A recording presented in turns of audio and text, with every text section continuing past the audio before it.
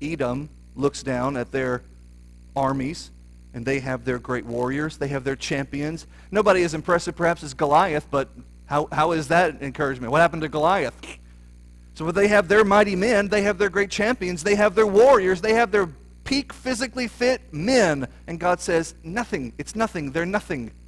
They don't stand a chance. They're going to get thumped. They're going to get removed from the board because no amount of physical fitness can withstand the judgment of God. And here's the application, because I don't want you to read this and think, is he saying it's bad to get physically fit? No, it's not bad to get physically fit. It's perfectly fine to be healthy. It's fine to diet and exercise, I've heard. Those things are fine and good. By all means, knock yourself out. But what is the end of that? What is the end goal? If it's one thing to have it to be a means to the end of itself, which is just, I want to be healthy and fit so that I can continue serving as the best of my ability. Fine, that's the perfect motivation. But not everybody has that motivation.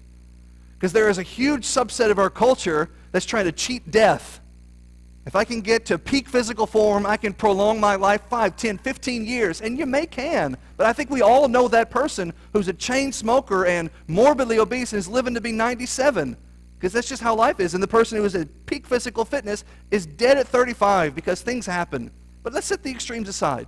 Yes, you very well might prolong your life 5, 10, 15 years because you're physically fit. But you've only prolonged death. We say we prolonged our life. You just delayed the still eventual inevitability of death. And there are people in this world who are so terrified of what is beyond death, what's on the other side of that veil, that they'll do whatever they can to delay that to the last possible moment. But you can only delay it for so long. Death comes to us all.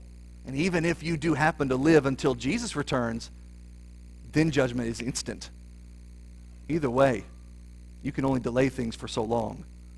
So I'm not saying don't get fit. I'm just saying if your motivation is, I want to escape what deep down I know is the punishment for my actions unrepented. What's 5 years? What's 10 years? Get right with God. Be spiritually fit. And then you won't have to worry about what comes beyond this world.